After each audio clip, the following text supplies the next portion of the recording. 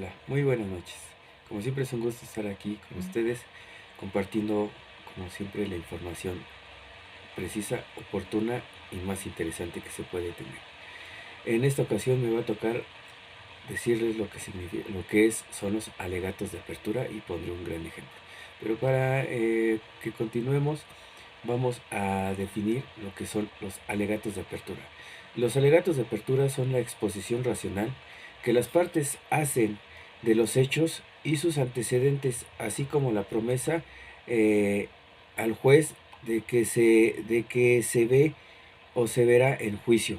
O sea, los alegatos en sí son dar tu versión de los hechos, tratando de poner de que tu parte del defendido, del ofendido o de la víctima sea el más adecuado y que están cometiendo un error para hacer llegar a un cierto tipo de eh, conducta ilícita que se ha dado.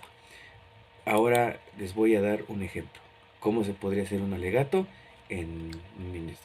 cuando es un juicio? Empecemos.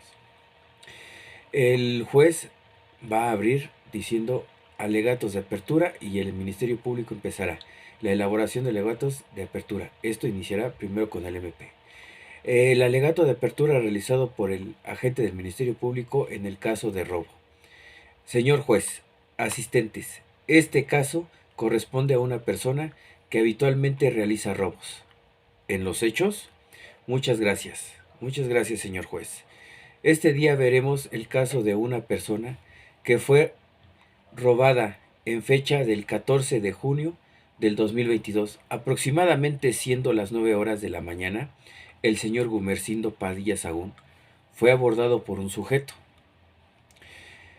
Él, cuando caminaba por las calles de Genaro García y Avenida del Taller en la colonia Jardín Balbuena de la alcaldía Venustiano Carranza, es en ese preciso momento que fue abordado por un sujeto que habíamos mencionado anteriormente, el cual hoy se sabe que responde al nombre de Isidro Ramírez Pérez, quien de forma violenta se le acercó agarrándolo del hombro y con la mano derecha lo amenazó con una navaja.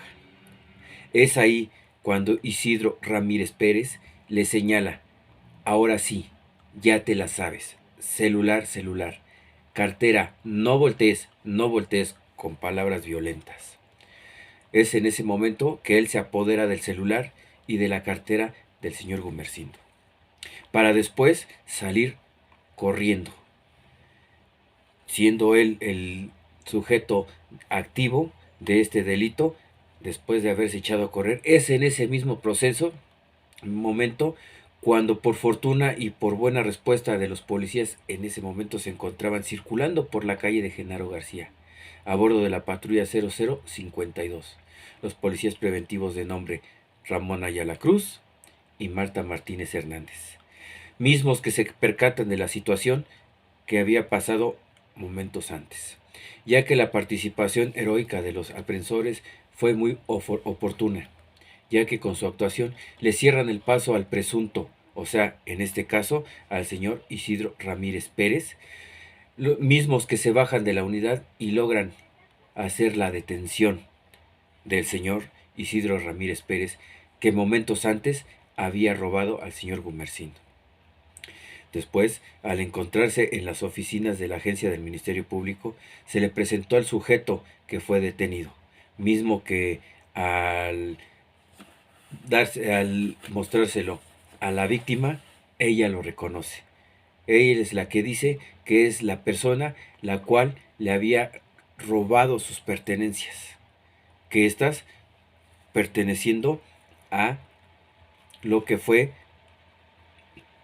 un celular, una cartera y 2,000 pesos en su interior. ¿Sí?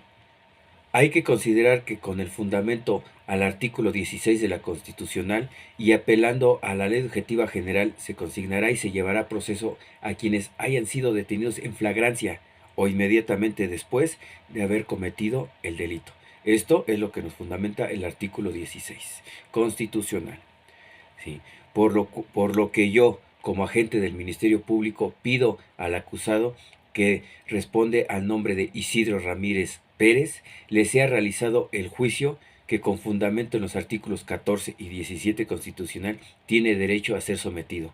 Así también, al haberse cometido el delito en una forma dolosa, violenta y con alevosía, traición y mucha ventaja, solicita que se le realice la prisión preventiva y que realice su proceso encarcelado.